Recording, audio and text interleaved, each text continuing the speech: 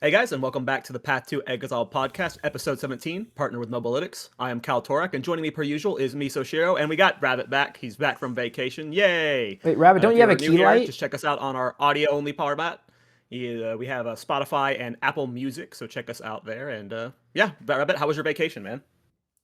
It was amazing. We're learning Swedish now. That's the result of the vacation. Is basically we didn't want to leave. We're starting to learn Swedish now to maybe move there because we stayed in.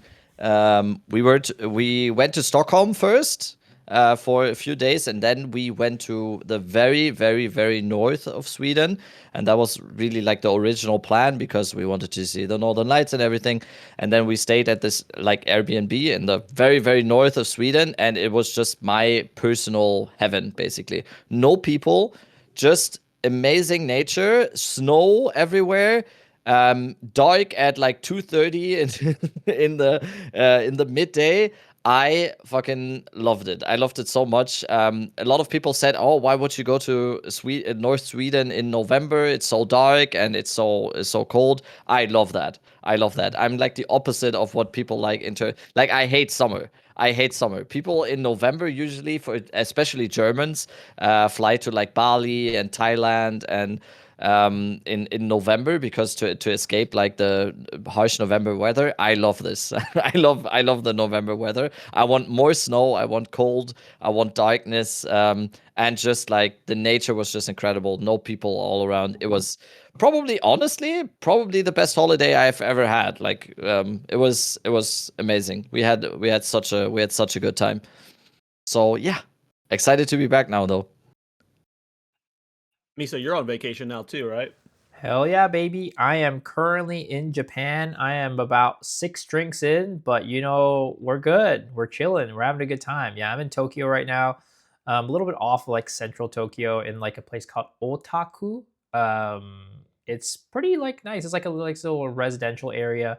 Pretty nice area to be honest. I think like people here are pretty well off from what I could tell. The houses look pretty nice, but like very residential, like not many foreigners to be honest. Like if I'm like looking at the menus for the restaurants, it's like all Japanese, like no English translation. Like it's like barely any pictures either. I had like last night was really good. I went to like a yakiniku place, like a basically like a grilled like meats. You go on like kind of Korean barbecue over charcoal grill. Oh my god, absolutely amazing. I was doing some IRL streams there, so it was fun.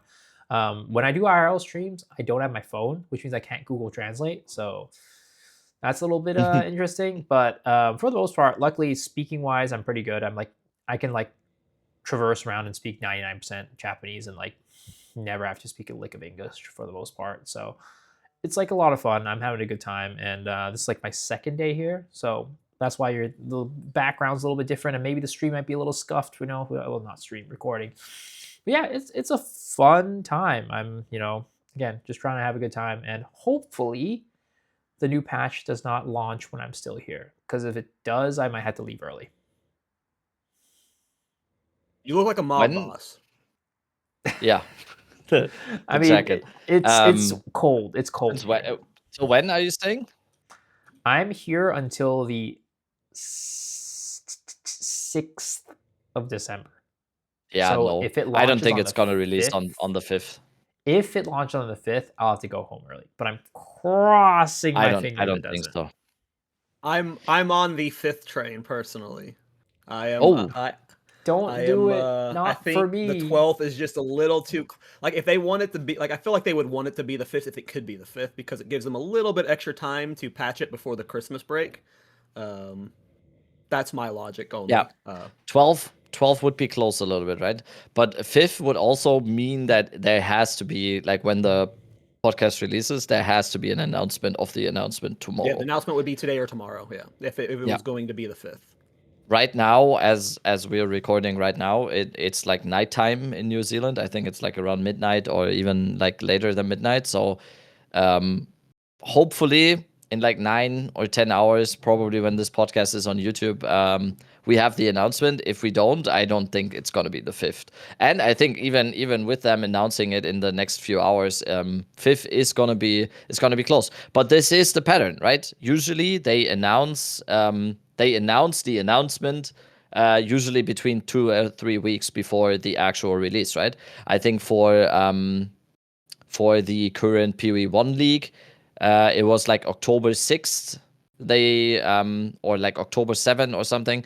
They announced it, and then it released on October 31st. So it was like 3 weeks. So yeah, the pattern must be adhered to, and probably is gonna be like that. Yeah, So there was you might be safe, Miso. there Crossing was my a Reddit fingers. thread this morning that went over that it went over the timelines for all the announcements and stuff, and yeah, basically, the announcement would have to be, tomorrow, today, and that's the only way it would happen for the 5th. So we'll see what happens. Yeah.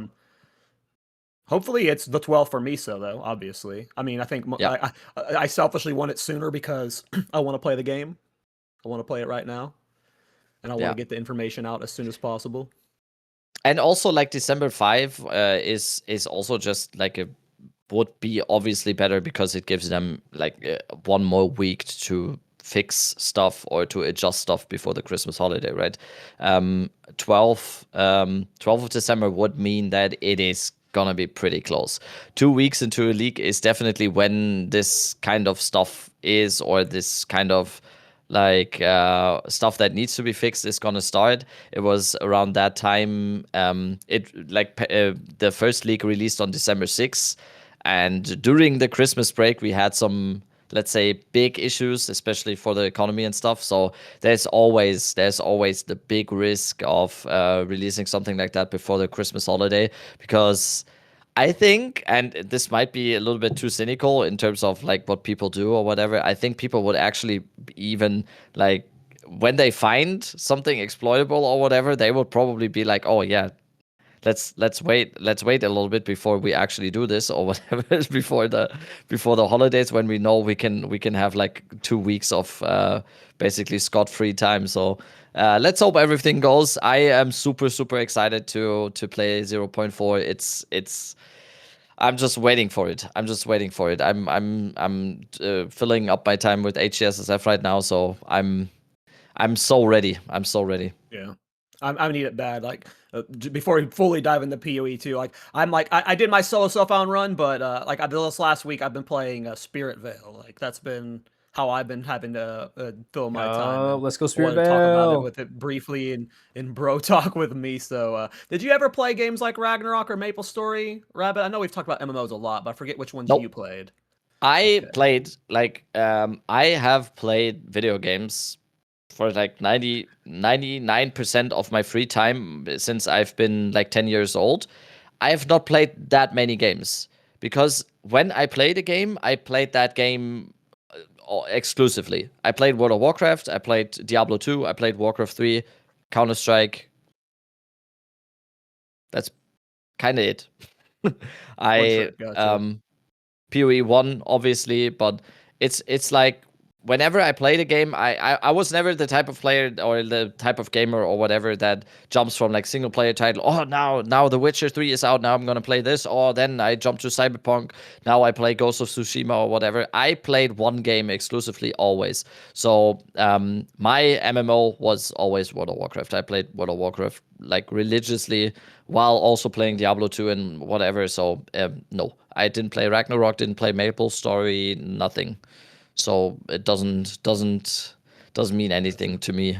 I think the first MMO I ever came in contact with was Lineage 2 or something. I think that was the first MMO I personally ever saw in like an internet cafe in Greece or something. I think we were on a holiday in Greece, and since we were on holiday, I just looked for the next internet cafe. I think I was like 11 years old because I wanted to play games, obviously. What you want to do in a holiday? So I just went into internet cafes, and everyone in that internet cafe played Lineage 2.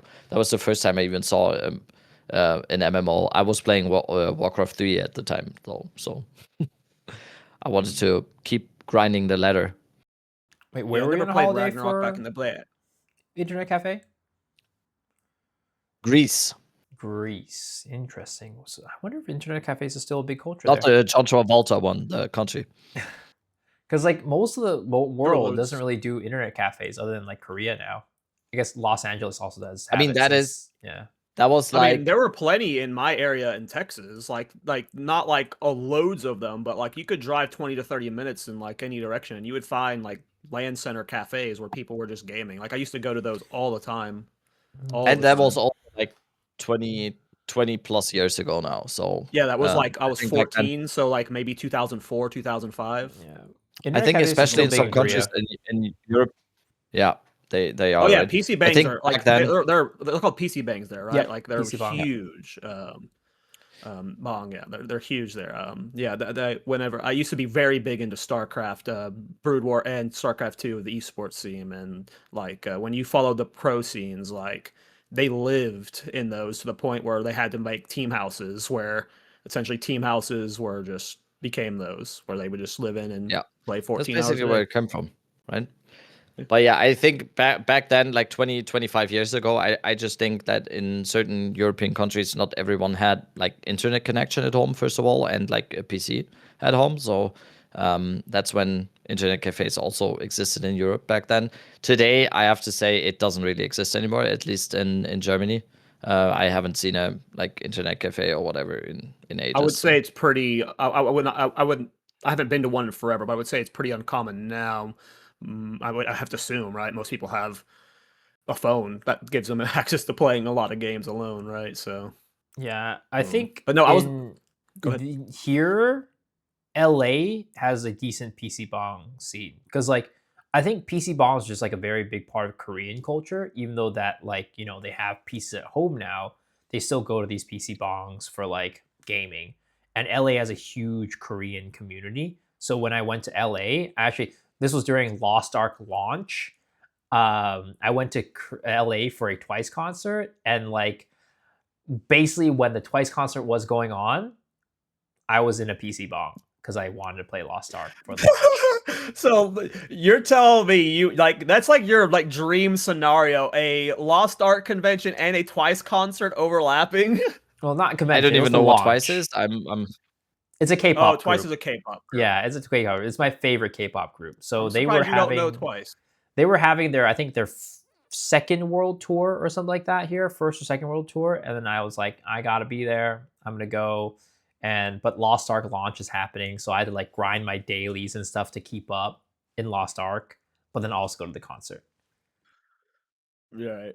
Yeah. When we like, yeah, they're very common in LA. When we used to go to esports events in Heroes of the Storm, we used to like there was plenty. We would just like, oh well, we need to make sure they have room for 6 players so we can go there at this for like these times and call them ahead and stuff. Like they're all over in LA, so yeah, that's a good place for them. Um, I didn't play Ragnarok online back in the day. I did play a bit of Maple Story, and the game Spirit Vale does have that same. It's like the same feedback feel. There hasn't been a game that I've played since Maple Story in Ragnarok Online PTRs that. Not PTRs, what are they call private servers, that has not ever captured that exact feel. And Spirit Vale like captured it the moment I played it. I never was big into Ragnarok. I didn't play it until like private servers many years later. But if you ever heard anyone that's like a Ragnarok player, like anyone of my friends that is a diehard Ragnarok online fan, they're some of the best gamers I know. It just always seems to happen. Like if they're good, if they like Ragnarok, they're very good at games, and every single one of them that has played Spirit Vale is in love with it. So if you're just out there and you happen to be an old Maple Story Ragnarok Online style enjoyer of MMOs that just like a mindless grind, but like with the good feel of it, and there's actual build craft in it, despite how early it is. It's made by a solo developer. Miso's got a video on his channel going over the game if you're interested. I don't want to talk too much about it because I don't imagine there's not a lot of overlap between these audiences. But if you happen to be one of those guys that likes those games, keep your eye on this one because I'm very much probably going to be making content for it. That's how much I'm loving it. Miso's already making content for it, so yeah. Yep, and I'll be having an interview with the developer on. Well, I mean, I'm gonna be doing it on December 8th, but when it comes out is up in the air. But yeah, it's a lot of fun. Again, maybe not a huge overlap with the Path of Exile audience, but it's like a grindy old school MMO. Like if you're like used to like old school grindy Korean MMORPGs, right? This is gonna be right up your alley. It's really fun. Solo indie developer. Not really that much like, it's not very well known because there hasn't been much marketing out going into it, but it's just like what I've said on my video. I think it might be one of the best, or at least my favorite MMOs of 2025, just because like it really evokes that like old school MMO grindy feel that I've been looking for a long time, where it just feels good to actually just like kill huge groups of monsters. Maybe people say it's like Black Desert Online, but like I feel like it has the like Black Desert Online like has that like grindy feel to it, but it doesn't really have that old school feel where you're like, damn, this just feels like right at home. And maybe it's like the boomer in Yeah. me talking, but it just feels good to play. Yeah, it's really fun to play. Like I'm hooked. Yeah, I don't know. It just it's very much like PoE 2 to me, where it's like the base of the game is very like the feel of it is what I want from a game. So like you can like hopefully if the developers do right, it will be like a good game long term. But like yeah, for a game this early on, I'm enjoying the hell out of it, and yeah, I'm sure you're gonna see me and Miso talk about it more on the podcast and on our channels. You've been playing. You're still grinding Fellowship, right? Is that the only other game you've been playing, or are you done with that? Me, right? Yeah, Yeah. I am about to hit Eternal, so that was like my goal. But right now, I'm just back on PoE 2 since I feel like we are inching closer and closer and closer to stuff to actually getting information on what's happening on PoE 2. So I wanted to get back in the groove a little bit after the vacation as well. So right now, I'm playing a hardcore solo self-found on PoE 2 to get back into the groove and just like I wanted to do like campaign practice again, because every time we go towards the end of the league and we know when the new league is releasing, I mostly just do campaign practice because I kind of forget everything that I know over the course of 2 months. So I need to get familiar with the campaign again. And this time I went with just some hardcore solo self-found, and it is probably one of the most fun experience I've ever had. I had 2 streams now, yesterday and today, where I started a monk on hardcore SSF, and I just died like 5 minutes before the podcast, so on Viper. So, but still, like that was my first time ever touching HCSSF, and it was, first of all, it was so much fun. I got so much further than I would have ever expected, because people already told me. I did like predictions in my chat for if I'm gonna make it through Act 1, Act 2, and whatever, and 90% of people already said in Act 1 that I'm not gonna make it through, and then like 70% said in Act 2 that well, you I'm were not gonna saying make it crazy through. stuff, man. You were like, I'm not Huh? gonna pause log out. I'm not like you. No, You I were didn't. doing. Yeah, No, that's pause is good. not I allowed. agree with not doing that, but I'm just saying when you say stuff like that, you're setting yourself up for the deaths. I'm just baiting a little bit. No pausing or whatever. Like I had one thing in Azak Bog, like almost before I died, like maybe 30 minutes before I died. I was with my character in Azak Bog, and I had an abyss there, like in the like corridor. And what are these called again? Like these the abyss monster, the abyss boss that spawns out. That is like the big guy with the spears and everything, Oh, like the those most dangerous guys. one. Yeah. Yeah, I I don't know don't what they're know. For called. some reason, the Abyss in Azak Box spawned 4 of those. Yep. Oh, And I've had that everyone in Seen my a happen. lot of chat said, those. run, That log out, run. And I was like, nope, I'm fucking doing this. No, I think, like, personally, I know from like a perspective of someone who just touched a hardcore for the first time and just doing it basically for shits and giggles. Like, I'm not trying to like achieve anything or whatever. In my opinion, pausing and logging out is just, I don't know. I didn't want to do it. I didn't want to do it. I think it changes the game a little bit. I get it when it is something that you're actually competing in, or it's like your way of that's your main type of way, and obviously you want to reach like ladder placements or whatever. I get it if the mechanic is provided to you by GGG, basically, to have the pause core or the pausing and logging out thing. I would probably use it myself as well, but like the way I did it just now was basically just to have fun. So I kind of wanted to have the actual experience without logging out and stuff. And it was just so much fun. It was just so much fun. And then I died at Viper. Like maybe 60 minutes ago now. I died at Viper. Most of the people in my chat said that is going to be the one where most people are gonna die on their first run or whatever. And yeah, it was true. I died to the spears at Viper because I damaged her. I expected the circle phase to start, and she went immediately into the spear phase, and it bamboozled me so hard that I didn't even know what to do. I was like, I forgot that I had buttons on my keyboard. I didn't even know what I was doing. So yeah, it was the ride. So, and what it means now is tomorrow we're gonna do it again. On Are you another just like, what are you doing build wise? Are you going in with like a known solid hardcore solo self-found build, or are you just like winging it? With the I started a monk now because I remembered when I was starting the arc, I remembered that I saw Blaze do like a monk on HCSSF, so I like loosely followed his guide. It's basically like a storm wave monk, which was super good. And now I think for the next character, I'm actually just gonna wing it. I do remember that people said shield wall on a melee warrior is nice, so I might be doing that or something. But I'm just actually gonna wing it next time, I think, and just discover. It was so much fun.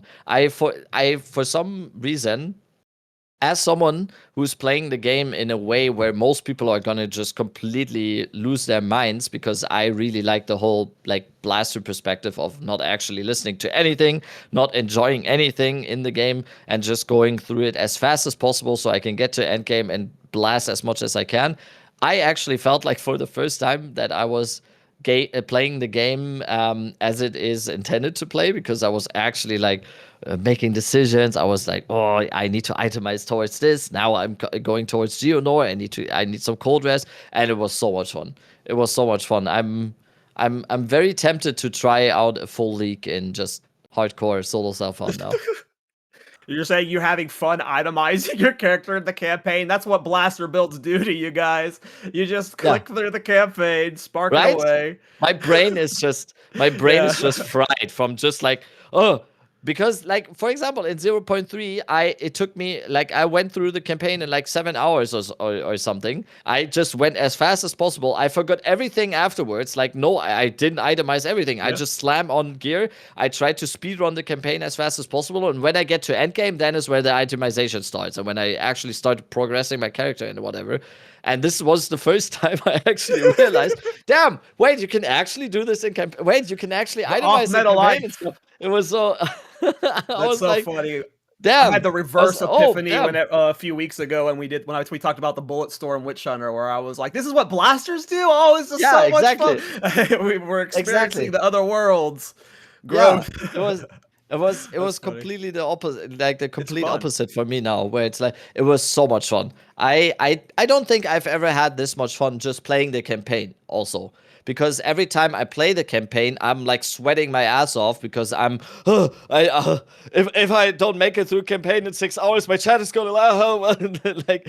And for the first time, I didn't care at all. I just went through it at my own pace. I think it took me like 6 hours to complete Act 1 and 2, but it was so much fun. It was just so much fun, and I'm really tempted to just continue doing it like that, but. At the same time, I wanted to build guides and stuff, and so it's gonna be rough to do build guides when you're in hardcore, when you're an HCSSF player. So there's a lot of probably stream content, but not a lot of YouTube content in that, unfortunately. So yeah, we'll see. But it's just like it was a blessing now for that period of PoE 2 now. I can only say to anyone like listening, watching, or whatever, even when you are describing yourself as a more casual player or whatever, I think solo self-found, or even especially hardcore solo self-found, is such a fun way of experiencing the game in a whole new way, because you develop basically a care for the game, but at the same time you don't care as much because you know this is all just fleeting kind of. And I think if you're down for that, and if you basically are up for the whole thing of just losing it all and just playing for the actual time that you're spending on playing and not for the I need to have this in the end. It's so nice. I learned so much about the game and myself and my like it's sounds like I'm having a spiritual awakening here, but no, it was amazing. That's gonna be it. I had a positive rant about hardcore solo self-found. Now that is it. It's awesome. Yeah, I did. I have been doing hardcore solo self-found every single league at the end of the league. This league I did not because I'm in Japan. But usually I end the league with a hardcore self-found run at least one. 0.1, my first character made it tier 5 maps. Then I died to some BS, absolute BS. So I was playing a Corrupting Cry Warbringer, and what ended up happening was I got put in, like the bog, like the bog hag or whatever, the water, like the one with the water ball that makes you drown. Ah, yeah, in So Drown what City. Yeah, exactly. So I was in maps, right? And one of those water balls, I got into it. So I was trying to shield charge out of it. And what ended up happening was a mob came in from like Narnia and ran in right in front of me as I was shield charging. So I collided with the monster and I couldn't get out of the water ball. If I had just pressed dodge to get out of it, I would have been completely fine. But I was like, I'm going to shield charge out of it. And then the monster came out of nowhere, just blocked me, and I died. It was terrible. Yep. Season 2, I played some hardcore solo self-found as well, but I was using some like absolute like meme build. Yeah, I think saw I was that. doing Hand of Chayula Monk. Yeah, that did not go well. I died so many times. I don't think I ever made it in maps once. I think the first I got was like, Yeah, I remember. I think that's the one I saw you die to monkey multiple times on last league. It might have been it was season it one. I was just remember bad. all the deaths I remember of you from hardcore solo self-found are on monkey. Yeah, I think the I don't know. furthest I got was monkey.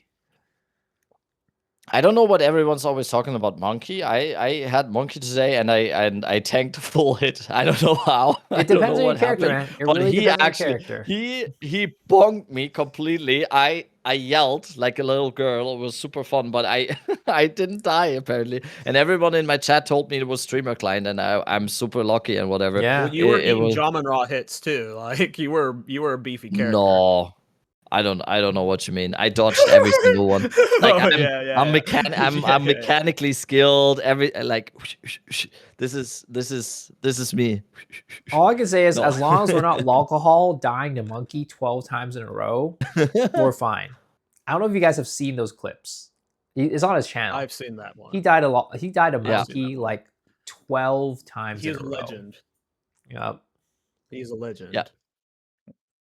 Yeah. I've I never been woke my wife up watching that in bed one morning. When he uploaded that, I watched it on my phone in the morning, and I woke my wife up because I cried.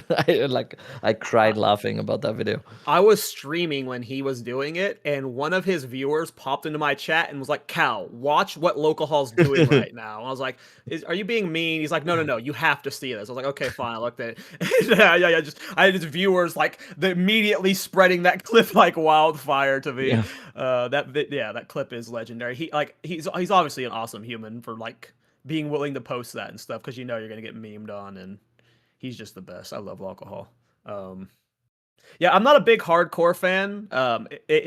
I get attached to the idea of the build, and anytime I've played hardcore, when I die, I just continue playing it on like standard or solo self-found, normal, whatever it is. I have not gotten to the point where like, yeah, I don't know. I just can't throw away the character like that. That's where my disconnect with hardcore is right now. I have played solo self-found every league. I have a 82 Witch Hunter right now that I was playing before the Spirit Veil grind.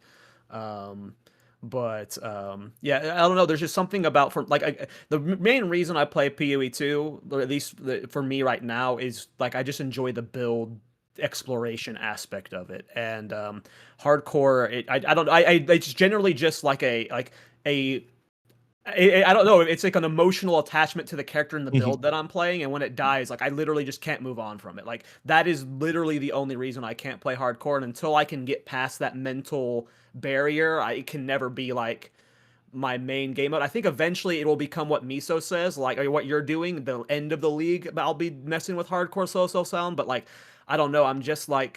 I don't know. I'm just not there yet. There's a mental block I have with it emotionally. My whole thing right now is because I talked about it on like the last podcast episode that I was on as well, is where I got memed on in the comments for it because I said I personally like the idea of having ladders and having like leaderboards and stuff. Oh. And what got me now in terms of a hardcore SSF is like there's leaderboards. And I don't know. I really like the idea now. So to be able to like be the first, I don't know, level 100 on HCSSF, and there's like live leaderboards at all times. And at any point, someone above you in the leaderboard can die, and then you read the chat message that's like, oh, +1 step on the ladder, and it's just, I don't know. It sounds. Right It's now, fun. I'm having an identity crisis right now. This is what you're witnessing right now. This is me 60 minutes detached from the death of my first hardcore solo cell phone character, and right now I'm in like identity crisis mode. I don't know what to do. But most likely, what will happen next league? I'm just gonna do like 2-3 weeks of my first trade league character, do everything that there is to do in the game, and then maybe hop on to hardcore solo cell phone just way earlier than I did this league, because yeah, we'll see. That's cool, man. Yeah, I don't know if I would ever get to that point where I want to like. We'll see. Like it just the more you play the game, right? Like the reason why hardcore solo self-found wasn't ever like the original like as popular as it is. Of course, standard is the most popular playstyle still, but like it grew over time as like the player base became more experienced with the game, and Yeah. the better you get, like the game becomes trivialized, and that becomes boring eventually. So what do? You make challenges for yourself. It's a standard thing that like gamers have done their entire life with speed running or just challenge modes and stuff like that. And that's what hardcore solo self-found is. It's the ultimate challenge mode. And when you've got that Yeah. mastery and knowledge of the game, like there's probably nothing more satisfying than doing a deep hardcore solo self-found run, like when you're just like purely carried by your own knowledge and know-how. It's very appealing. Rabbit is next coming of Zizarin. Ziz 2.0. Is that so? Yep. Ziz Speed running hardcore dude. Hardcore solo self-found. Yep. Yeah. Is still just doing HCSSF mostly, or I think this league. I know he played trade in PRO 3-2. I don't know about PoE 1, but in 3. I think he also 0.3, played did trade because of the async. Yeah, again, I think it's also the same thing. Yeah. PoE 1 first async league, so he also played trade in that. But I also know, Yeah. I think makes sense. I don't know if Alk played hardcore solo self-found for trade for 3.27. I'm not sure, but both of them are both hardcore solo self-found junkies. Well, yeah, so this is like the OG, the OG. Yeah. Like the whole thing about like for me, and what I alluded to as well, is just as especially as someone who wants to grow still as a content creator, it's like Trade League just offers so much in terms of having the ability to try out different builds, doing build guides for this and that and this and that, doing like trading related content. A lot of the stuff that I'm doing on my stream every day and on my YouTube is people just wanting to see like how to acquire like a lot of currency and what to do, and in terms of farming strats, what I do in terms of trading or crafting or whatever. And it's just basically Trade League just provides an unlimited amount of content in that regard. So for me, as someone who still needs to do certain stuff, because I don't have the Zizarin luxury of having 6,000 viewers every time I just turn on my stream to a new league or whatever. So I think it's just like I'm super happy that I discovered something new to do in PoE 2 now, which is definitely an extra option, and I didn't expect it to be this fun. That's kind of the whole situation. I didn't expect it to be this satisfying and fun, even though I still think the currency, the Regal Orb scarcity, and other currency, the Rune scarcity in campaign is just so anti-fun. Runes It's are rough. like I was running around, and like I said, it took me 6 hours to do Act 1 and 2. I was going to town every single time. I was disenchanting rares. I was selling rares. I was gambling for rares. I was disenchanting again. I was doing this and that and this and that. And over getting to Viper, so almost done with Act 3, I didn't have more than like let's say 15 Regal Orbs overall, I think. I was running around with most of the time I was running around with like 4 mod rares on my character. Very, very subpar. No runes at all. Like I had an insanely nice quarterstaff at the start of Act 3. And I didn't even put rune sockets in there because I just didn't have any that I should have put in there. So that is definitely still something surprised you didn't that play I Hollow didn't really Palm. notice. No, You no. should have played People Hollow said Palm. Yeah. Hollow Palm is very good. People for the said campaign. it's too dangerous. I've No, never played Hollow it. I might Palm do is it on the very next because one you're now. using Stormwave, right? Yeah. Yeah, no, you 100% should have went Hollow Palm. The reason why people say Hollow Palm is do it on the dangerous next is one. because they That's go so Ice funny. Strike. As long as you don't go High Strike, Hollow Palm is like the easiest leveling experience ever. But I completely agree with you on like the rune stuff. And that's why I said like crafting bench. I was against the idea originally, but unless they change how runes like you can acquire them, right? Like you said, they're too scarce. Like you have like Add them to vendors, man. Hmm? Add them to vendors. Like, why? Yeah, I mean, add them to vendors. Have agree. them show up there. I've been saying it since 0.1.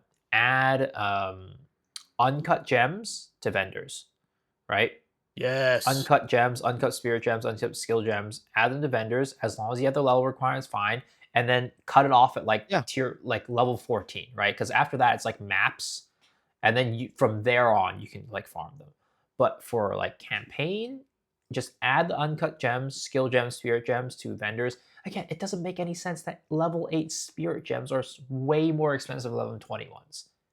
It just doesn't make sense. I can't imagine what their cost right now. I assume they're like hundreds and hundreds of exalts right now. Yeah, no, I mean, at some point, it's like a div type of situation. It doesn't make any sense. Like, they should 100% add uncut gems, both regular skill gems and spirit gems to the vendors. And then, again, I think runes, if they want to keep with runes and no crafting bench, sell them at the vendors. Especially just like the regular ones, right? You know, iron, glacial, base. you know, desert, like those ones, right? Just the lesser runes. Exactly. Sell them to the vendors. Let us actually use them because, like, unless you add crafting bench to the game, it's so tough having to like deal with like resistances and stuff. Being like, I don't have this resistance, and then Jonathan's like, well, you don't need crafting bench. You have runes. Well, the problem is, I don't have the rune that I need. It's just not dropping. So, yeah. Agreed with everything you just said, and back to Rabbit's point about the currency, like after playing 3.27, like the amount of currency you get in the campaign, I'm not saying you should get the amount of currency we get in PoE 1, but the gap is just so drastic that it's like you really feel starved for currency in solo self-found. Yes. Like you feel starved, and you have to be going to town with like all the time, like every like 5 minutes with an inventory full of rares and magic items to disenchant them, and like that is not a fun gameplay loop. Having to just ferry this loot all the time to like just hoard for regals, and like half the time you use the regal, it's just like a letdown anyway. So it's just like this grind. It's like it's really unfun. Again, and crafting bench, and that's crafting bench. Yeah, you could just and that's choose what you want. And that's what I just don't get. That's what I just don't get because, like I said earlier, like I discovered for the first time how fun it is to itemize during the campaign, and I think large part of that is that.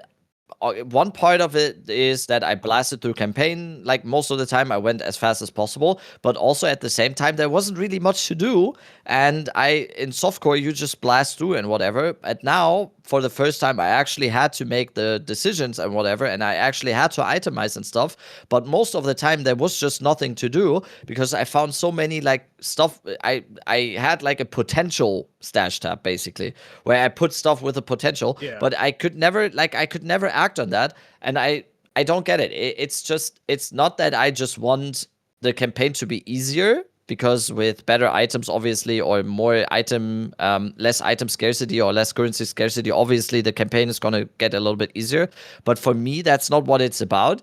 It's like, it's so much fun to actually have a choice. Oh, do I use this body armor now? Or do I craft on this body armor? Do I slam this with an exalt? Or do I use this one, which I use an essence on or whatever? There was just nothing to do in that regard because I got like 2 essences over 3 acts. I got like I said, like 10 regal orbs or something and 5 exalteds or whatever. There's just nothing to do. And in the end, you just use what you have, basically. You just use basically like what drops on the ground or whatever, and you get lucky or you get unlucky, but that's just not what the game is about. And I think also for casual players, or for more casual players, or players who are new to Path of Exile or the ARPG genre in general, it's just like so much more intuitive to have a system where they can already see that this is how you make your character. You use a regal orb here, you slam a bunch of exalts, you maybe try to use an essence, maybe if you want to gamble a little bit, you can use a chaos orb here, and then it's like, why not have it like that? I actually got really frustrated in my HCSSF run. What is your normal league start like? Because what you're describing is like how my Thorns builds normally go, where I'm like, okay, now at this point I need to get new items to increase my defenses. I gotta check my res and stuff. Are you like literally only needing a wand with your builds and you just like fly through the campaign not caring about any of your other Yeah. You're describing my normal like, experience right now, which is why I'm laughing. On the like list league launch with ED Contagion, I think the first time I actually looked at my gear was maybe Act 3 or something. Damn, that's so funny. I don't know. It's like I slap it so on. funny. Like I slap the stop on, and most of the time I just save what I like. Exalts I save, regals I save for when I actually notice for the first time. Maybe I need to upgrade here a little bit. But that doesn't, like, for the league starts that I've had so far, it didn't really happen. I had 2 league starts with ED Contagion and 1 league start with I don't remember, but I don't know, but didn't happen so far. So yeah, this is very new to me. But it was fun. It was super fun. I just wish that what I really like about that whole experience, that I gained like a little bit of understanding now of how frustrating it must be for when you are actually winging it a little bit and you just try out something, because you are like cornered as hell and you can't even think about like switching something up, because what you've got on your character already is basically like you put your life savings into that, and there's no way of just like, oh yeah, maybe I switch out this body armor. Doesn't happen, because the body armor you have, if you wear it, that is, you put in everything that you got in there. So I'm super happy. Did you ever do like any farming to like, did you sit in an area farming currency or anything ever? I basically full cleared everything. When I got to Viper, I was like level 44. So I full cleared everything. Well, I don't know if that's over leveled for hardcore solo self-found, but that's over leveled for standard. I did everything. I did every single quest, basically. I did every single side boss, every single like abyss, everything. I full cleared everything. So I didn't really think I had to go back to farm. I would think I literally full cleared everything. I don't know the meta, so I don't know if you're supposed to farm like Dreadnought or something, or like I have no idea. Yeah. But yeah.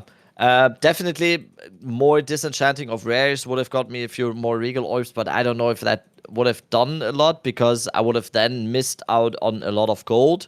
And most of the stuff on my character, I think most of the best items I've got during the campaign was from vendors. Yep, exactly. Was 100% vendors, I think. Which goes back to the gold cost for respecking. So if you're solo self-found and you're winging it, and you don't like your passives, you're not having to spend gold to respec your passive tree, which is like, you need that gold for buying the rares that, like, most of your upgrades, it feels like, from at least my solo self-found run I just did on my Witch Hunter, all of my good gear is coming from vendor buys. Like, rares from the ground drops, they're always bad. You have to either craft it, or like you just get lucky with something that's a perfect roll from a vendor when you level up. Guys, you know, there's a thing that can give you a perfect like roll with what you need. It's called a crafting bench.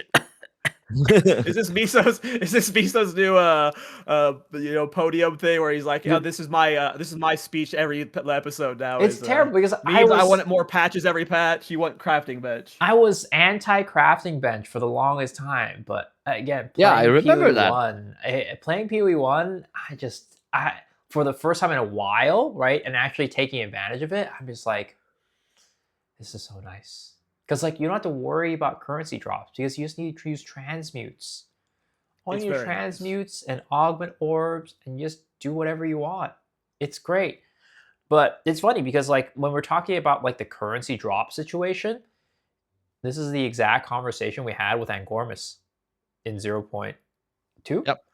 When he was like, I had that lead-in Great Hammer that was sitting in my inventory for the past 2 acts, and I haven't gotten a single Exalt orb to turn it, to add another line to it or whatever. Like, Yeah, the exactly. problem still just hasn't gotten fixed. It still exists, and unfortunately, we just are kind of dealing with it. Again, crafting bench would be nice. It's exactly what happened to me during the run from Act 1 to Act 3. It happened. This is exactly what happened to me like multiple times with multiple items. It was like, damn. And this is what I called like my potential stash, because I had so much stuff where it's like, oh damn, this has potential, and it's just nothing to do with it. By the time you get the Regal Orb or the Exalt, you're already 2 acts away. There's like 5. Yeah, exactly. Or the reason I left Steam on my Witch Hunter was because like it really felt like you had to recombinate everything. Like it just felt like recombination spammer, and like and it never hit for me ever on the recombinate ever. So it was just so demoralizing. Like you're starved, you can't craft anything, you can't it's rough. Yeah. Rough times. I don't know if it's rough because I'm not a solo self-found guy, or if like the solo self-found audience themselves. Like, let us know in the comments. Like, if you're a go-to solo self-found or solo self-found hardcore guy, do you like the state of the currency drops? Because maybe this is just being trade Andes who are just like, maybe we're the ones who are wrong here. But I'm just curious what you guys think. Because I am not. This is not my element. It will always be a side mode for me. Yeah. At least for now. I know I don't want to be that guy who's like, damn, Path of Exile 1 had this thing right. But like, again, the crafting bench. It's okay to do that. If they could find a solution where it's like, if they don't want to put the crafting bench in, right? Where we actually have easy access and ready access to like giving our gear certain attributes that we want. Again, runes, maybe if they add it to the vendor, it might help out. And I think that at the end of the day, if they want to stick with runes, they definitely need to do that during the campaign, because they're just too scarce right now. And it's hard to get the exact one that we need. Like, oh, I'm dropping a ton of glacial runes, but I'm just dropping no gear with, fire res. So I need a desert rune, but I got these glacial runes. Can I do anything? No. You don't get glacial, desert, storm. You don't get them. They don't drop, literally impossible to drop them, apparently. I got 1 desert rune from the blank rune quest. That's it. You just get the shitty ones. You just get the leech ones. You get the those ones you get. You don't get the ones you actually need to get flat damage on your weapon or like resistances. I didn't, in my full Act 1, 2, 3 run, I didn't get a single one. By the way, blank runes, I don't know why those aren't more of a fucking thing. Like, that is, like, just blank give us runes blank should runes. just be a thing. Yes, thank you. Like, just have mobs drop blank runes or whatever, or like have maybe attached to some more quests or whatever. Why is it only, it's 1 quest, right? We get 1 quest with a blank rune, and that's like, oh, finally, thank you. Why not have that more? Someone in my chat said that as well. Like, blank runes. It's obviously there, the idea. It's basically like a crafting bench. You just choose what you want, right? You choose what you want to get.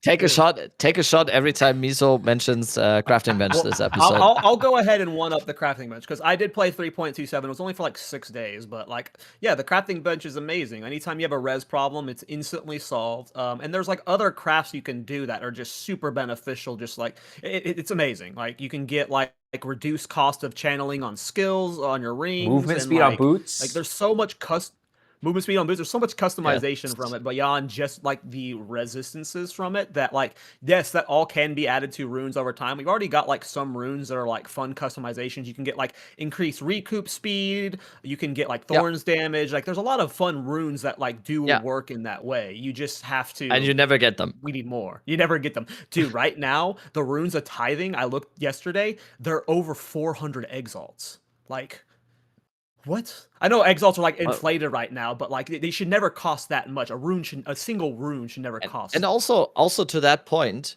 like we've gotten like a bunch of new exciting runes, like all the purple ones that we've got now and stuff. Cool. I get that we shouldn't get like those during campaign with the 5% movement speed and the +1 all spells and whatever. But why not have like the other ones drop in campaign as well? Like you just said, it could mean so many cool things for campaign to have like a rune like that drop. And they like this sounds super mad, but they decided on the rune system. Why are they not giving us the runes then that they wanted this? You wanted this, Jonathan, and now we're not getting it, right? It's just like, oh no, we are getting it in the late game or whatever, but I feel like it should be more of a thing in campaign. Apparently, after having played hardcore SSF for a full 8 hours.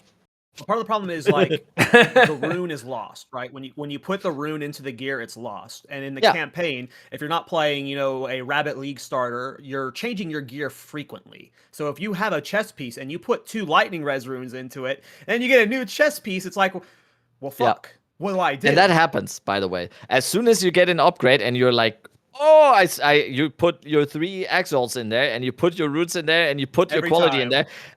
Like 5 minutes later, you're gonna get an upgrade for exactly that item. I'm telling you, like it just that's it like is, it is how it's written.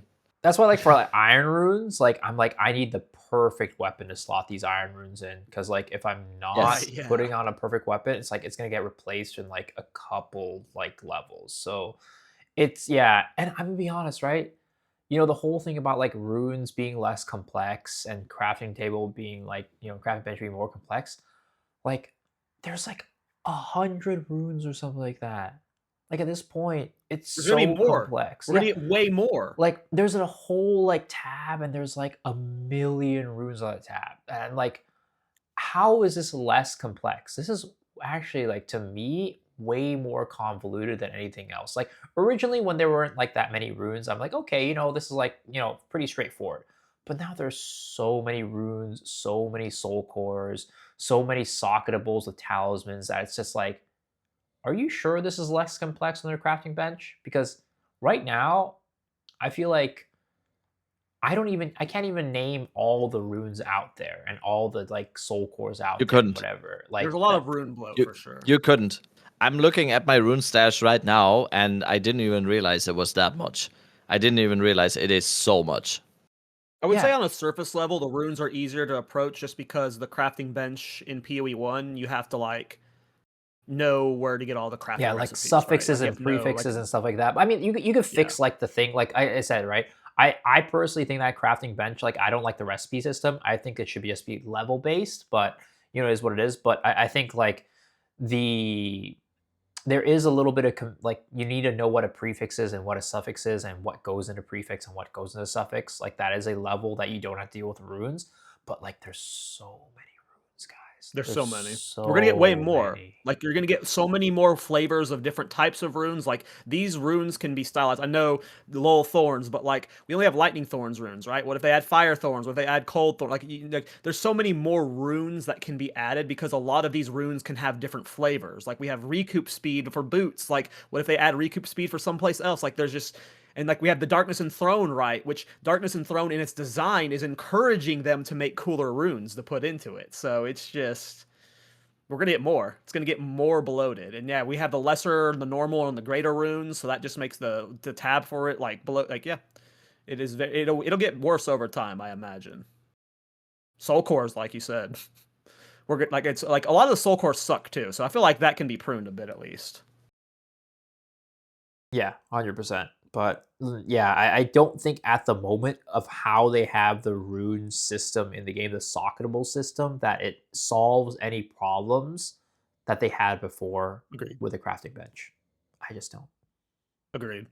In a lot of ways, it feels worse. Like if we're going to be honest, it feels worse. It's like when we're talking about like a solo self-bound perspective, for sure. Having the what is Ange that you trade for, that you can get runes for. So like it's not awful in trade league, but it's still not ideal. So yeah, I would say Yeah. it feels And you don't worse get across access the to it board. until Act 4. So Oh right, yeah, yep. When you get access to crafting bench in PoE 1, it's Act 1, I don't remember right? when. Pretty early. Honestly, I think at PoE 1 the actual execution of the craft bench is really bad because it's only found in your hideout. And I think the first time you get a hideout is in Act 3. When you do a Oh, quest with Helena in the sewers. I don't know if that's, but the thing is, like, every subsequent character you do, that's not the case because you already have the hideout unlocked. So at this point, I don't even remember / know when you actually get access to the crafting bench. But I know yeah, you start seeing the recipes in Act 2, right? Or is it Act 1? You start Act seeing the 1, recipes you start earlier. seeing Act 1. So technically, I guess if that's the case, you do start getting access to the crafting bench in Act 1. So as like it's in the prisons, which is like the third or fourth, like the fourth map or something like that. So Oh yeah. yeah, again, you get access to it really early, but again, it's confusing because you can't do it outside of your hideout. So like a lot of people don't know that. So it can just be streamlined and smoothed, but the fact that you don't get Ange until Act 4 means you don't get to actually pick and choose what rune you want. Which again, if we did more like blank runes, that would help out. And like the blank runes don't even have to be like, maybe it's like only the base runes, right? Like glacial, desert, the Yeah. lightning one, irons, and you can't do the complicated ones like the thorn. I mean, I know you want thorns one, but that is a tier I'd be above the fine with those not base. being ruined. Yes, agreed. Yeah, Agreed. so making more blank runes in the game and making it so that you can only select the base ones, I don't know, because again, the current rune system, it's just too hard to get them, and also it's convoluted. There's so many of them. There's so many of them. Yeah, I do like it. Like there is some build like with specific builds it can be fun. I don't know. There was a lot of like darkness and throne builds that you can mess around with, where like the very specific soul cores that you put into it, just be boosting its like value by so much. That was always fun. But for like that's like really the only like there are like off meta situations where I find the rune system very fun, and that's like the only positive I have for it right now across the board. Like, or like a positive in the sense like it's not a bad system. I'm not saying it's a negative system. It works for the game and it can be iterated on to be better. But comparing it to the PoE 1 crafting bench, the only advantage I see right now is with those very niche situations where you're like juicing sockets that would like elevate a build to the new area. But that's so like that's the only thing I see that's like potentially better than PoE 1. But PoE 1's crafting bench like after like again I've only played 3.276 days, and I agree with everything you said. Like it's just it makes the whole leveling process like anytime I needed reses, it was done with the crafting bench every time. Like boom. Like honestly, I think runes are really good in the end game. I think like rune soul core stuff, it's like it adds a lot to the end game, but early game, I don't know. Yeah. Okay. So how long into the podcast are we right now? I don't know when we started An hour. An recording. hour. An hour. Do we want to do the looking back combo, or do we want to just go into the Raycraft Lord World Tour? Rayclast? All right, I we'll save think, the yeah, looking right? back for Yeah. next episode then, and Yeah, let's I just think dive I into think that's the gonna World Tour. be, yeah, that's gonna be fine, right? Because then we can act, yeah, we probably we can mix that with the information that we then have, and let's see. Yeah, just want We can I didn't know when probably we not started. do Just want the, to make sure we've been going yeah, long enough. not Yeah, like let's an just do the hour. runner-ups. Are we gonna do run-ups first, or what are we doing? Yes, right? Okay, Runner let's start ups. with your runner-up, Miso. We can't see what Miso's doing right now. We have a Maybe little bit of a different quickly setup. say again what the thing was, just to set it up again. Yeah, we 'Cause, are doing maybe. a. Sorry, guys. If you haven't been following our last few episodes of TNA announcements, we set up a Raid Class World Tour is a Hideout showcase competition. We're hoping to do more of these going forward. Hopefully, another one pretty soon, a few weeks after 0.4. We'll see if we can get that going. But yeah, it's just a Hideout showcase competition. We had viewers submit hideouts they created, bonus points to people who used mostly free assets, and yeah, we had a lot of great submissions. Thank you to everyone who participated. And yeah, we will hopefully be linking to the hideouts of the winners down below. I'll email them and ask them to upload their hideouts for us, and we can get you guys these if you like any of them. But yeah, I don't remember the prize breakdown. I don't have the doc. It was like $100 first place, 50 second, 25 third, and 10 for. I think it's like the 30 runner-up. for So we have third. 6 people. I think like 30 Oh, for okay, third, okay, something yeah, like that. So we have 6 winners that we have selected. Yep. Miso, if you want to start with your guy. We're doing runners up. So we have a first, second, and third place, but then we each had like a runner up that was a judge's choice. We are the judges, by the way. So, you know, pitchforks at us. We're the ones who chose. All right. yeah. So I think my runner up was Tamer, right? Yes, Tamer Al-Sur. Yeah, give me a second here. The little Discord stuff is like frozen. I did copy paste them to the document if you have the doc open. I do, but it's just more of like the Discord stuff is like sorry again. This is maybe I'll just cut this out of the actual pod. Oh, you can itself. leave it in. But my Discord They get to see it raw. Yeah. There it is. Okay. So Tamer, this is what my runner up. I thought it was really cool because he did kind of like a whole, I don't know, he made use of like a very, very large hideout, right? And he's doing what is it called? The Trial of Chaos area. And he ran through the entire area. It's just, he had a lot of stuff going on, but it was, yeah, I think he was limited to like, what is it? I think it's a 750 item limit. Yeah, which makes it a little bit difficult. But I thought, just like being able to do this with such like a large area was pretty cool. Again, not like the winner, but I thought it was cool enough to where we should, keep him on the list and add him as like a nice runner up. The one thing we talked about was like with the 700, we'll talk about some hideout stuff because the hideout community wants us to give feedback to GGG on things they want. But one of the biggest things with this game is there's a 750 cap on decorations. And like with a hideout space that big, I'm sure he would have loved to have filled it up with like way more decorations and stuff. But I feel like that one was really limited by the decoration cap. So hopefully that gets changed over time as the game gets better optimized. 100%. 100%. Rabbit, did you want to talk about yours?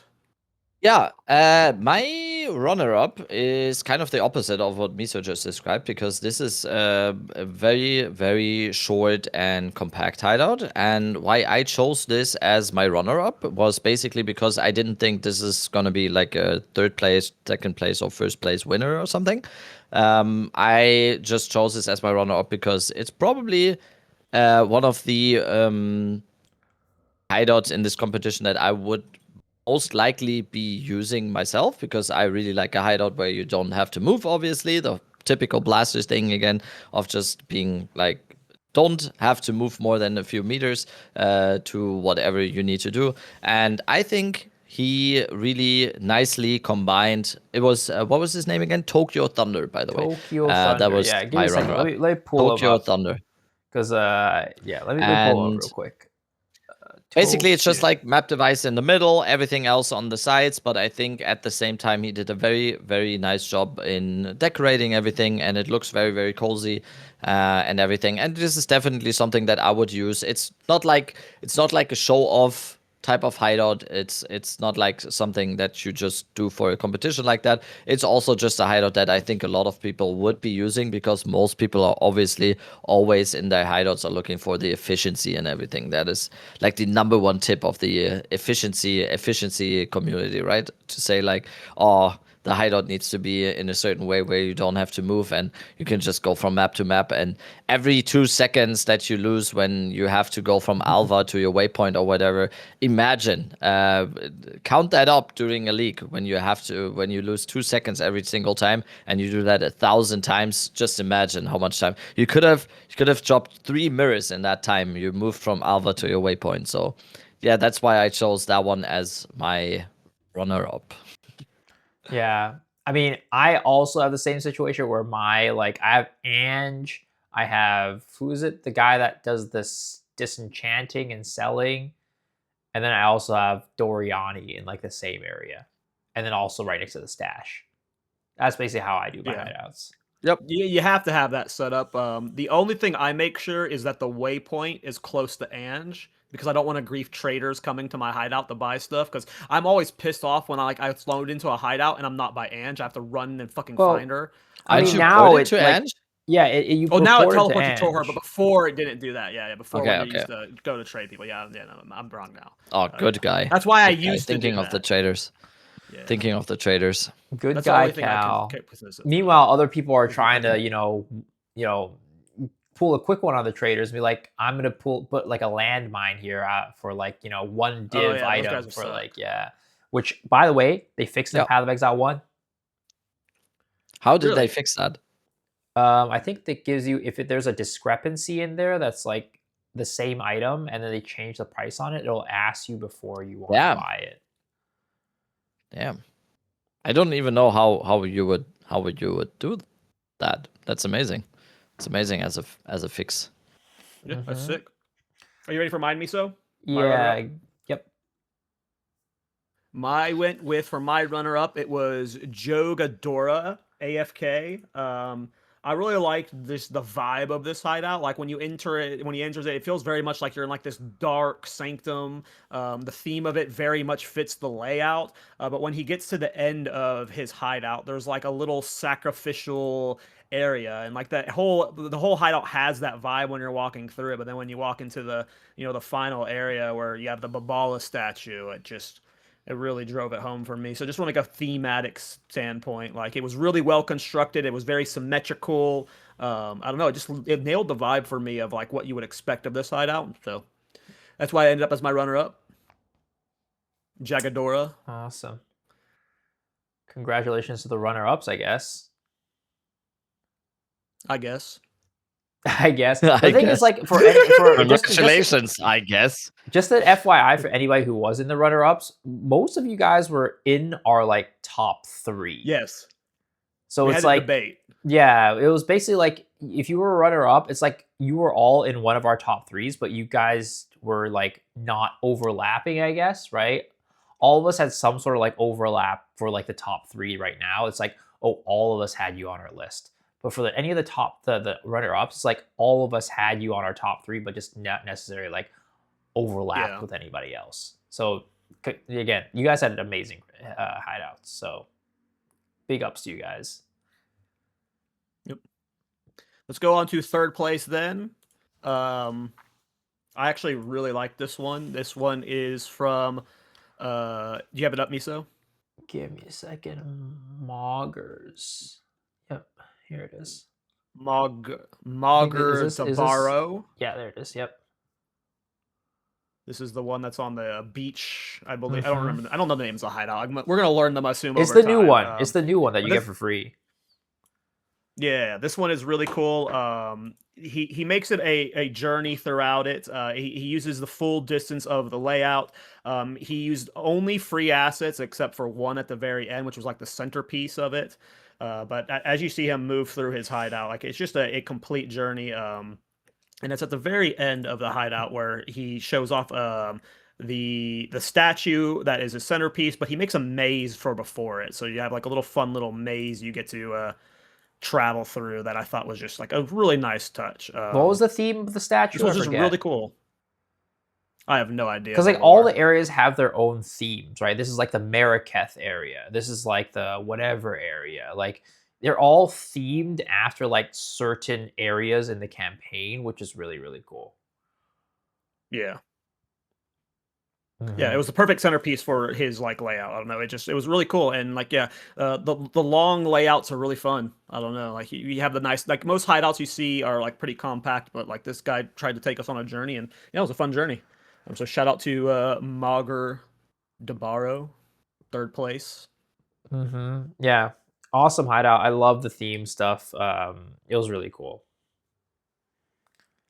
Did you want to walk us through Yama, Miso? Sure. I So guess second place goes to Yama. I guess is already second Second spoiled place place. that. goes to Yama, I guess. We already spoiled that one, I guess. Yeah. So this is, let me see. No, this is Hysteria's. And this is, or this is Yama's. Yes, this is Yama's. And I really like Yama's because first of all, he makes a distinction like this is all free assets, right? Again, we gave extra points to the people who use like as much free assets as possible, and Yama made a hideout with all free assets, which was amazing. But like this is one that's like, I don't know, I just thought it was really cool because it's like a real like there's a couple of folks who did like a town situation, but I thought like this Yama's interpretation slash like construction of a town just made it so feel so cohesive. Like this was done in like the little cave hideout, but like it just felt like a really really well put together town. Everybody was like had their own little building, and all the buildings were like the whole area was just placed so well that it just had a very nice vibe to it, and very, I don't know, just very well constructed. I mean, I'm not like one of those like, oh man, the umami of this like food. Like I'm not one of those guys, unfortunately. So I can't really describe like in depth like what specifically made this like good, but just like the vibes themselves. And of course, again, the whole town feel of it was just really, really nice. And as a result, I actually put Yama on my first place, but again, we did a full like, combined thing. So I was a big fan of Yama's. I think this one is like if I were to take any from the competition as my hideout for this next league, it'd probably be this one. Like I just love the aesthetic of it. It's awesome. The best thing is it's completely free, so anybody Completely free can just put this into their hideout. All right, Rabbit, did you want to walk us through? Sorry, go ahead. Yeah, I think same goes for our number one pick as well, though, right? Just looking through it, I don't think there's gonna be. Mostly this looks like free assets to me as well. So same goes for our number one pick and our first place finisher for our first Ray Class World Tour Hideout Showcase competition. The first of many, if we might say so. This was a test run. So if you want to compete in the next one or the next one after that or the next one after that, get ready. This was only the first one. We're going to do this again.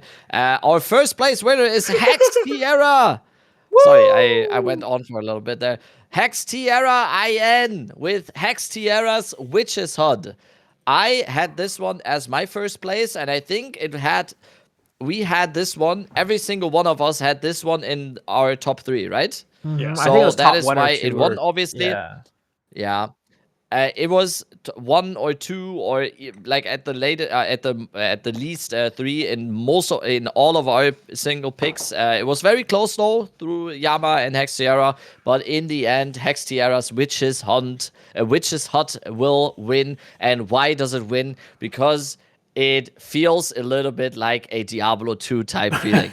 It has like the infernal type feel. It has fire. It seems like a little bit like a town that is livable, but it's like close to the edge. The NPCs are in cages. Everything is on fire. It has like a little bit of a demonic feel. At the same time, there's a lot of plants, or the way the map device is just perfectly incorporated into the nature and everything. It is just for me. It is just like Cal said. Would be a hideout that he would be using. This is definitely a hideout that I would be looking to use because it is just so cozy. It has such a nice fire side vibe to it, and I don't know if you lay over the Tristram music over this one, I think I would just cry tears of joy. So well, really Rabbit, does. Mr. Rabbit, this one swap between 1 and 2 on my list so many times. This one is just the cages is what did it for me. It's just so cool. Mr. Rabbit, speak to yourself about, the Diablo 2 stuff. I mean, maybe it has that vibe, but that was not why I picked it. But I thought like the whole cages thing was like really cool. And of course, he also has other NPCs in like houses and stuff like that. Like it's just like got a cool theme to it. And I think it's like a nice blend between like functionality and also like, you know, Yes. being really cool, because like some of these other ones Yeah. like Yama's It is was like pretty it's huge, compact. right? It's huge. You got a lot of stuff across everything, which is cool, but functionality wise, maybe not as practical as something like this where everything is like it's still a little bit spread, but like not nearly as spread. You could, get to everything pretty reasonably quickly. Yeah, Go back to the for video sure. real quick and like just play the front of it. If you look at the front of the video, right, when he moves around, if you look at the door to the top left, there's a building there, right? But he placed his stash behind the Yeah, door. So in it there. looks like you're clicking the door to access your stash. Like that is so damn cool. Like those little touches right there are why you won in my head. It is because it's not just style like Miso said. It's style with functionality. That you put the stash in the door, man. Like that shit's so fly. Like, man, Also, I'm you just gonna deserve the win. say Put the stash in the door. Put the fries in the bag. Step back. Also, just saying, maybe I'm being a little nitpicky, and this wasn't why Yama got second, but all I'm gonna say is, Yama, your stash, like your little chest, was backwards. Just gonna say. Just gonna say. The I things didn't even Miso, I notice. didn't notice that. It That's was so opening up funny. backwards, but that's just me being a little nitpicky. Oh, it did. I Oh, we just need saw an. that. Oh That no, might have been. Yama. Ugh. That might have cost you the first place, buddy. I It don't did think it. it It did, did it. but yeah, It yeah. did it. They were interchangeable. Those two are both freaking awesome. Mhm. So yeah, if this is just a sign of like what future hideouts we can get, I feel like that one of the biggest hurdle points to submitting this was that we had you upload videos. We're gonna be finding like ideally we'll find ways around this for the next one and make that whole process way smoother because I'm sure that was the biggest headache. And we've been talking with the hideout community. We're going to be adjusting the rules and stuff for if we do more. Hopefully we're going to be doing more. But yeah, we have plans for it. Can you bring up that image I posted to you earlier, Miso, from the hideout community? Also, You I mean think a Uma very good point for the next for the future competitions is also going to be we can of course adjust the rules a little bit. We can of course add new rules. We learned a lot about the rules on this one now. Maybe like for example, we do one where it's just like don't think about practicality on this one. This is just gonna be like a show off, have the nicest, biggest hideout or whatever, and then maybe after or like another time we have one like or we would like to see hideouts that are beautiful, but at the same time they are gonna be judged on how practical they are to actually use them inside of the game, because that is actually like a very very big point. A lot of people would not use a hideout where they have to go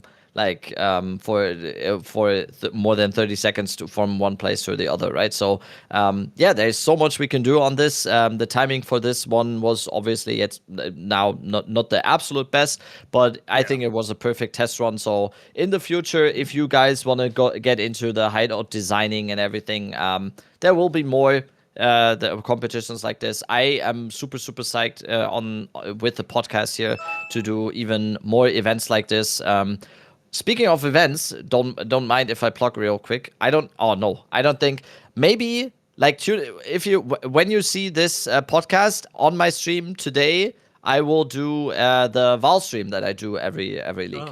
Oh. I wanted to do it like a few weeks ago, but I got really, really sick and I couldn't do it. So tomorrow we're gonna do a little bit. I ended up the league at like 6,000 to 7,000 divines, liquidated everything, and tomorrow we're gonna Val everything. I'm gonna Val like 5 temporalises. I'm gonna ID like 50 prisms of belief. I'm gonna Val like 4 against the darkness that are like 400 divines each. I have a full quad stash of Chaos Hearts. I have a full quad stash of Wrath Piss. Everything. So yeah, events like that. Every single league I do a Val event where I just delete all my currency that I've acquired over the course of the league. So that is going to be happening probably around the time the podcast here releases on my stream. So there you go. Big plug. Yeah, events are fun. Do you have the image up on the stream, Miso? Yeah, That's maybe we'll gonna have go on more his runner-ups gravestone. and more ranks next time. You know, again, Oh this wait. was just the first trial run.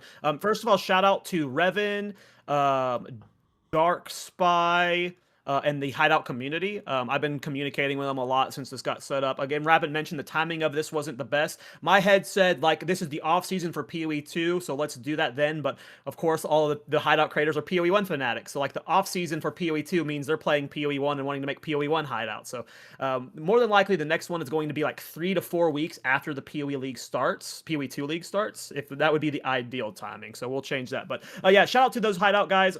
Revan made a Discord a forum post to the PoE forums forever ago, and this image is from it. There's a lot of just quality of life that Hideout users really want for just making Hideouts better for them, and I figured this would be a good platform to just like plug it. I'll have Miso link the forum thread down below as well in case anyone wants to look at it. But there's just a lot of little quality of life that the Hideout community would like. We already talked about earlier how there's a 750 limit on the decorations you can put in. Obviously, with optimization, I assume that would be increased. But yeah, just take a look at this, and you know, these are just a lot of little things here that the community would like to see. And you know, back to what Rabbit's point about the little events and competitions and stuff. Like, you know, if there's things that like you and the PoE community want to see competition wise, let us know.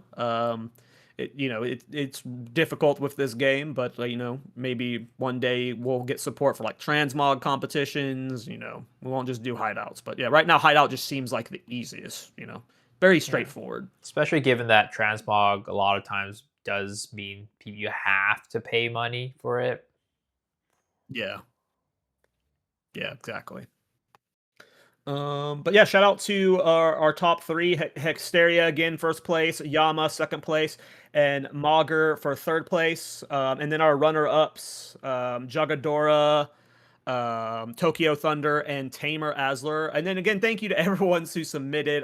Please don't be too discouraged. There was not a bad hideout we got. I promise you, they were all great. You guys all put in effort, and hopefully, later on down the line, we'll have more than 6 awards, so we can maybe send you guys some Mobalytics hoodies or something, or for like placing 8th or 10th and stuff. We'll figure it out. But yeah, and thanks everybody. also I'm gonna link everybody's hideout because we didn't show every one of them, but I'm gonna link everybody's hideout in the description so that way you can see every one of them if you want. Because obviously we have our preferences for style, but maybe you guys have your own preferences. So somebody who didn't win might be a hideout that you like the most. So I'm just gonna link them all down in the description below so you can reach out to those people and see, like, if they're not already on the hideout website, like, see if you can get access to it. Yep. Yeah. Thanks again, and congratulations to the winners. Build of the week. You two have builds, correct? So let's start with Miso's. Yeah, sure. So build of the week, I had a really cool build. Again, these are some late league builds.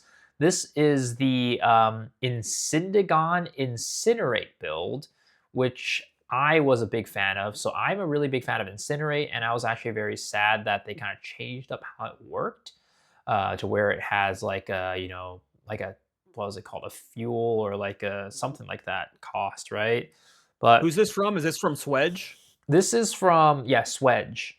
Sorry, I just wanted to make sure I had the video open on my Yeah, end. this is Swedge's Incidigon Incinerate build. Incinerate,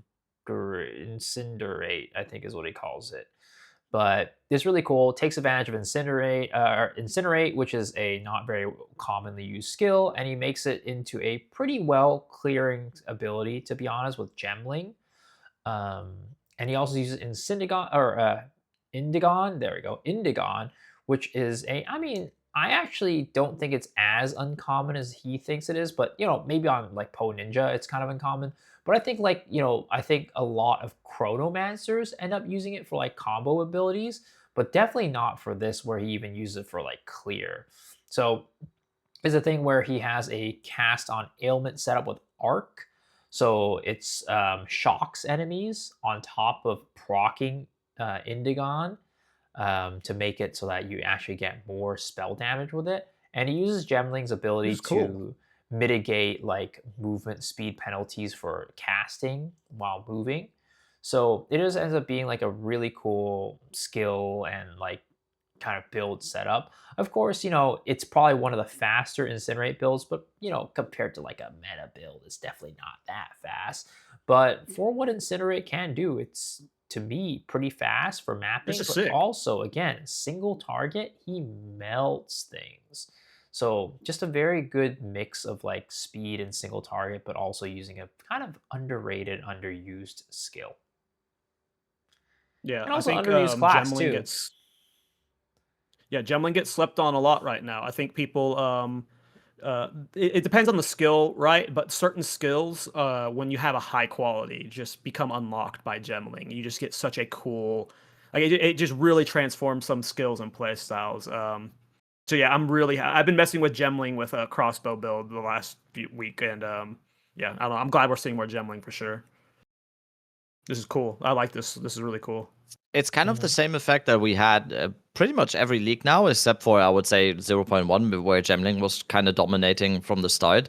But I think Gemling is always going to be a ascendancy where there's going to be builds popping up for Gemling towards the end of a league because it's such an all-rounder, and it's just like it was the same thing last league as well. Same goes for Ritualist, I think. It's always just going to be like such an all-rounder. So yeah, super super nice. Yeah, this is cool. I like this a lot. Well done. What's his name? Swedge subbed. Indeed. This is cool, dude. Subbed. This is cool. All right, Rabbit, you have a build too? Yeah, I have a build too. I don't know. I think he says in the video. What does he say? Oh, he Director Poe is his name. It is a Deadeye crossbow build with explosive shot and Nova projectiles. What is very very interesting though is that for single target he is using storm blast bolts and frostwall. So he's basically like one tapping. If you go to the last portion where he says how to play, he shows an arbiter try, and I personally I've not seen arbiter just being one shot like that a lot of times during this league. It's just like 22 million damage in like literally one hit there. So it's very very interesting. I haven't seen anyone utilize stormblast bolts like that. Basically as a little bit of like a semi lightning rod type stuff, but with stormblast bolts and with the frostball, and then you just blow that up. It's kind of like a little bit similar to what we did in 0.1 with blowing up the frostball to one-shot bosses and everything. And yeah, and the mapping is just Nova projectiles on explosive shot, which is kind of lightning arrow, I would say, with the Nova projectiles and everything. I know Rake, for example, right now is doing this on a ritualist. This is basically, you can basically do this build on every single ascendancy. Yeah. I would think it is super super fast. You don't use roar. You don't have any movement speed penalty while using the skill. You just fly through the map, detonate everything around you. It's a super super interesting thing. I think honestly, this might be something to look at. In the next league, I don't Oh, expect for sure. like a lot of things to change when it comes to crossbow, because not a lot of people are or let's just say crossbow builds are being kind of overlooked still, I would say. Yes. And Yes. Non-grenade I builds. think yes, Non-grenade builds, exactly. yes. And it is kind of surprising to me because you can do insane stuff with crossbow. Crossbow is super super nice to get through campaign as well.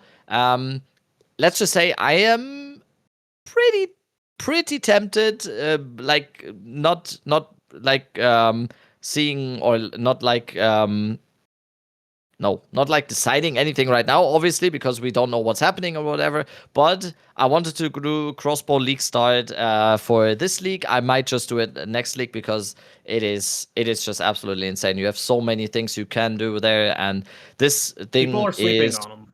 yeah, 100%, Run and gun builds are really good 100%. right now, and like I'm in the same. Like I league Yes. started crossbows in 0.2, and I wanted to in 0.3, but I got my community made me do thorns for the first time league start, and I really want to league start my run and gun witch hunter for 0.4. Yes. Like crossbow builds are very good. They're very Yeah. fast, and in a lot of ways, they're probably going to get buffed.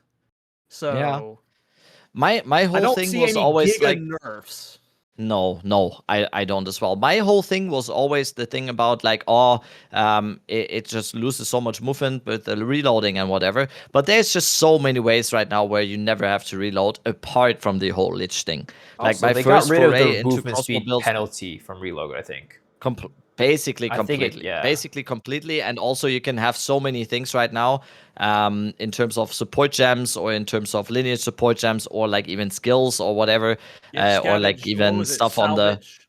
yeah. What's this? There's a spirit Salvage gem that rounds. gives you the free. Yeah, something like that. Yeah. It gives you the free And reloads for a few seconds. you just and it's just basically like a bow that you can shoot grenades with. So it's I think crossbow, it might be on the top of my list for my league start next league. I'm very like I wanted to have a league start discussion, and like I'm Yeah, we can torn do that. between Thorns Druid or Witch Hunter, doing my run and gun build from what was my Bulletstorm Witch Hunter, like a variation of that. Like the run and gun playstyle with crossbows is just it is insanely satisfying, and I agree with you completely. I feel like it is under the radar, and it is very unlikely to get like nerfed. The only thing I think might get nerfed is Nova projectiles, and the only thing I see changing about that is it maybe moves to like lineage support gem only. Like it being a base support gem feels like that's the only thing that's crazy about like these builds. But I like compared to like your like you had a temper. What was your build? Your blood mage that you were clearing maps on in 10 seconds. Like these crossbows builds don't come close to any of those builds in terms of No. like performance. So I imagine they're like I agree with everything you just said.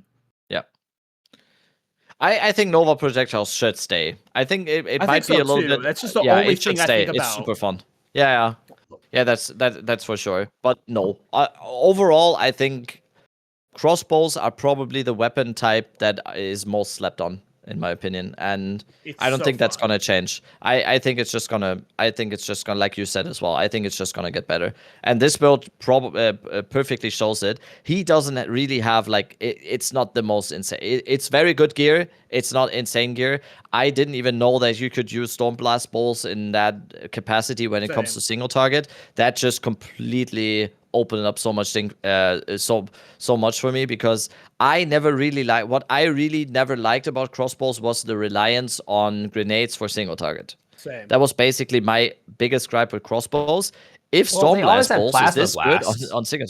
They always had plasma blast. Yeah, true. Yeah, Plasma Blast is okay to an extent. Like it depends on how you invest into it. You have to fully lead into Plasma Blast for it to like one shot high end bosses. But yeah, that's how I've Yeah. always bossed is with Plasma Blast, really, with crossbows. Yeah, that was my biggest hurdle with the Witch Hunter was I was just refusing to use grenades. And yeah, it's a I don't know, it's a very fun play style, and the patch it made it to where weapon swapping was instant. So that made changing ammos very fluid. Like the playstyle got a lot of buffs. I just said before you showed that build that a week ago I was playing Gemling and messing around with a crossbow build. I was playing with explosive shot and doing Nova projectiles for the fast explosions there. I just didn't have that single target. That single target's nuts. But explosive, like Exactly. you can put so many skills into the run and gun play style right now. I was doing armor piercing rounds, I think. I've seen explosive shots. I mean, I've seen everything used for the run and gun style. So like that style is just going to get more popular over time. And I think so. Yeah. that's a cool build, dude. What was his name? You said? Captain. No. Wait, what does he say? I don't know what it is. Director Korean Poe, guy. he says. It's Korean. It's Korean. Okay. There's a pattern. There's a pattern in my build of the weeks, I feel like. Poisa? 안녕하세요. Poisa? You have high standards. Yeah, High standards. Yes. Poisa, I think his name is. Like Poisa. Yeah. Oh, it's like Doctor Isha. Sorry. Isha. Doctor Path of Exile. Oh, cool. Oh, Doctor Path of Exile. Cool. Yeah. This is a sick build, yeah. Explosive shot. Get a little burr. 안녕하세요. There we go. But yeah, that was a fun episode. I'm glad you're back, Rabbit. Yeah, thank again everyone who signed up for the Raid Class World Tour, and we will hopefully be doing another one. Let us know in the comments down below what you want to see in patch 0.4, because next episode we're probably gonna be talking a lot about things like that, and maybe we'll read some of your comments. Everyone do this at home. Everyone do this at home, and we summon the news. We summon the news Again, hopefully it's when not this tomorrow. podcast Hopefully it's not episode drops on tomorrow. YouTube. Hopefully Miso it doesn't doesn't make. want the let new me, summon tomorrow, though. please let me stay on vacation. Don't make me come home early, please. That sucks, man. That's bad time. Yeah. Well, hopefully the 12th. We'll see what happens. Oh, I'll be gone from April 1st to April 8th. I will be in Florida, and I'm already like supremely worried that it is gonna be, because it would be like very in there Yeah, like if they do yeah. like 12th of December. If they do December now, April 1st to April 8th is gonna be. I mean, I it'll be really the hope same as that's not last gonna league, happen. right? Same as last league. Yeah. Yeah, I hope it's gonna be a little bit. Maybe I need to call. My friend Joe Rowe. I call. Oh, wait. Did yeah. my I headphone? thought I lost sound for a Yeah, second. no, I think Your Rabbit's mic cut gone. out there. That was I so lost weird. sound. I was like, I lost sound. Joe I Rogan? pressed my mute button for some. No, I'm gonna call my friend Joe Rowe. And it's not Joe Rogan. It's Jonathan Rogers. I'm gonna call him, and then he's oh, that he's jeez. I've that never the heard release anyone call one. him Joe Rowe. It's just for the friends. You don't know him like that. Oh, yeah. Gotcha. Personal I call him. acquaintances get to call him Joe Rowe. JD. This is Or, not or parasocial at all, JR. by the way. Sorry, Big JR. I call him JR. Perfect. Okay. Yeah, let's do some shout outs. Miso, take it away. Yep. As always, Miso X Shuru on YouTube and Twitch. I am currently in Japan. I live streamed last night, did an IRL stream. That was a lot of fun. Did some yakiniku, had 2 highballs on stream. It was delicious. If you guys don't know what highballs are, definitely recommend you checking it out if you come to Japan for drinks. It's like a whiskey type of like like not a mixed drink, but it's like, I don't know, it's like a fizzy whiskey drink. I don't know if they mix it with club soda or whatever. It's very good. Very, very good. Highballs. Recommend it. But yeah, if you want to check out some IRL streams in Japan, come hang out. It's a good time. Rabbit. Yes, I'm Caltrack. I stream sometimes on Twitch. I'm also an indie game developer. If you want to check out my Ooh. games on Steam, very, very, very, very good. Might have some cameos actually we from- had who's exactly that's what I was alluding to. And also, I don't know. I drink water. I do drink a lot of sometimes. water. You do go through a drink a lot of lot of water. water. You hydrate a lot. I don't know how you don't have to.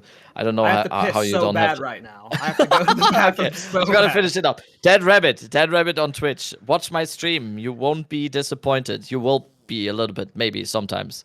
There we go. Yeah, my shoutouts. Yeah, I am an indie game dev. I just updated my horror game a few weeks ago, and Rabbit is voiceovering the tutorial. And then I'm actually launching the demo of my next game. I think it's going to be releasing in the beginning of next week. And Miso is voicing the tutorial of that game. So thanks for you two boys helping out with that. But yeah, I'm an indie game developer. Check out my games, and I stream sometimes, like Rabbit said. But I actually just posted on my channel my content plan for pre 0.4 launch. So if you like to follow along with, I'm gonna be doing an update for my Bulletstorm character, my Thorns characters, a couple other videos. So if you want to see what videos are coming before 0.4 on my channel, head over to my YouTube and look at the community post. But yeah, we'll be back next week with more Path to Exile podcast, and per usual, fun hang out with the boys. Bye. Peace out. I'll be in Sapporo next week. What a good time. Arigato gozaimasu.